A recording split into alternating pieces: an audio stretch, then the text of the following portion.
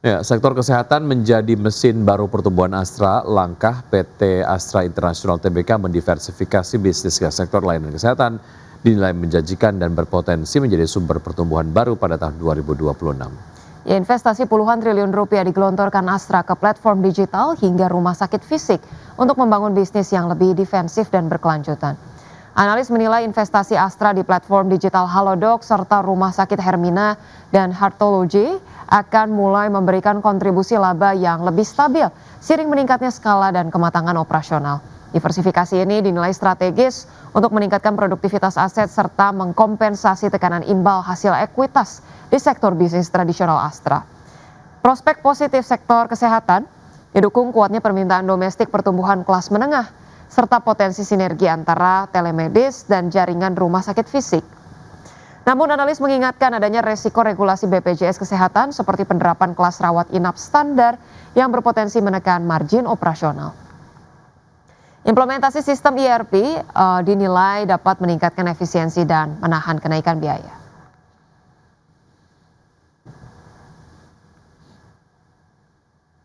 PT Adaro Andalan Indonesia Tbk melaporkan telah menjual sebanyak 52,69 juta ton batu bara sampai akhir September 2025. Ya, pasar penjualan terbesar perseroan pada periode ini yakni Indonesia, Malaysia, India, dan China dengan mayoritas pelanggan terdiri dari PLTU dan end user lainnya. PT Adaro Andalan Indonesia Tbk melaporkan telah menjual 52,69 juta ton batu bara sampai akhir September 2025. Chief Corporate Communication and Corporate Secretary Adaro Andalan Indonesia Ray Arya Putra menjelaskan, pasar batubara thermal pada 2025 menghadapi tekanan harga di tengah ketersediaan pasokan yang melimpah akibat peningkatan produksi negara pengimpor utama dan penurunan permintaan musiman. Ia menyebut hingga 9 bulan 2025 volume penjualan perseroan telah mencapai 52,69 juta ton dengan nisbah kupas 4,2 kali. Menurutnya hasil kinerja ini sejalan dengan panduan penjualan perusahaan di tahun 2025 yang sebesar 65 sampai 67 juta ton batu bara dan panduan nisbah kupas sebesar 4,3 kali. Pasar penjualan terbesar perseroan selama periode ini adalah Indonesia, diikuti oleh Malaysia, India, dan China.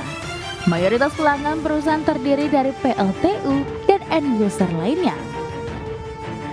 Dari sisi kinerja keuangan, perseroan membukukan pendapatan sebesar 3,6 miliar dolar Amerika pada 9 bulan 2025.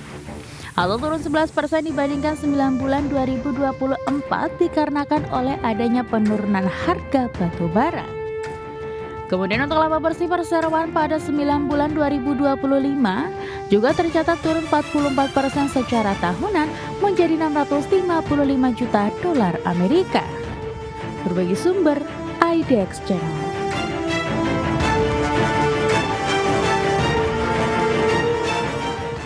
Pemirsa, Bank Sentral China PBOC kembali menahan suku bunga acuan kredit atau loan prime rate di bulan Desember 2025 dengan LPR tenor 1 tahun tetap di level 3% dan LPR tenor 5 tahun di 3,5%. Keputusan ini menandai ketujuh kalinya berturut-turut PBOC tidak mengubah suku bunga acuannya. Bank Sentral China kembali menahan suku bunga acuan kredit atau loan prime rate meski ekonomi negara dengan perekonomian terbesar kedua di dunia itu masih menunjukkan tanda-tanda pelemahan dan sektor properti belum pulih. People's Bank of China mempertahankan LPR tenor 1 tahun di level 3% dan LPR tenor 5 tahun di 3,5%. Keputusan ini menandai kali ketujuh berturut-turut PBOC tidak mengubah suku bunga acuannya. Keputusan tersebut diambil di tengah rilis data ekonomi China yang cenderung mengecewakan pada November. Penjualan retail hanya tumbuh 1,3% secara tahunan, melambat dibandingkan pertumbuhan 2,9% pada bulan sebelumnya. Produksi industri juga melesat dari ekspektasi dengan kenaikan 4,8% secara tahunan, lebih rendah dari perkiraan pasar sebesar 5%, dan menjadi laju pertumbuhan terlemah sejak Agustus 2024. Selain itu, sektor properti China masih berada dalam tekanan. Investasi aset tetap yang mencakup properti tercatat turun 2,6% sepanjang Januari hingga November dibandingkan periode yang sama tahun lalu, lebih dalam dari estimasi penurunan 2,3%. Adapun sebelumnya, Kementerian Keuangan China menyatakan akan menerbitkan obligasi pemerintah khusus berjangka ultra panjang pada tahun depan untuk mendanai proyek-proyek strategis dan pembangunan infrastruktur baru. Langkah ini diharapkan dapat membantu menopang pertumbuhan ekonomi di tengah tekanan deflasi. Berbagai sumber, IDX Channel. Baik pemirsa, selanjutnya dari Bursa Global, Indeks Saham Amerika Serikat ditutup menguat pada awal pekan perdagangan yang singkat karena pekan yang diwarnai oleh libur Natal, di mana penguatan sebagian didorong oleh kelanjutan pemulihan saham-saham teknologi, di mana hampir seluruh sektor dalam indeks S&P 500 mencatatkan penguatan. Adapun saham Nvidia naik dan menjadi kontributor terbesar terhadap kenaikan indeks acuan S&P 500. Ya, pada perdagangan Senin, pemirsa, indeks Dow Jones Industrial Average naik 0,47% ke posisi 48.362.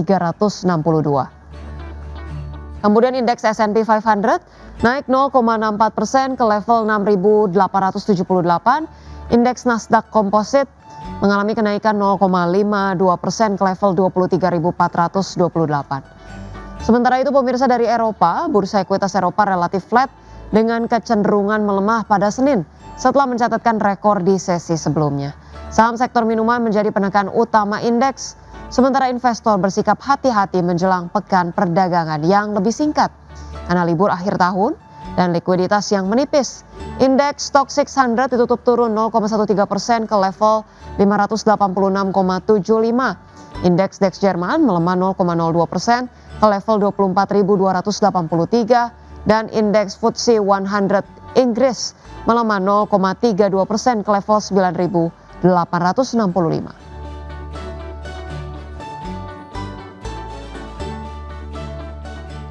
Pemirsa, harga emas melambung lebih dari 2% dan mencetak rekor tertinggi sepanjang masa pada perdagangan Senin, didorong oleh meningkatnya permintaan aset aman, seiring memanasnya ketegangan antara Amerika dan Venezuela. Harga emas spot melesat 2,2% menjadi $4.434 per ons setelah sebelumnya menyentuh rekor intraday di level $4.441. Sementara itu harga emas berjangka Amerika Serikat untuk kontrak pengiriman Februari ditutup menguat 1,9% menjadi $4.469. Adapun ketegangan geopolitik meningkat setelah Presiden Donald Trump pekan lalu mengumumkan blokade terhadap seluruh kapal tanker minyak yang berada di bawah sanksi dan keluar masuk Venezuela. Kebijakan tersebut meningkatkan kekhawatiran pasar terhadap stabilitas geopolitik dan pasokan energi global.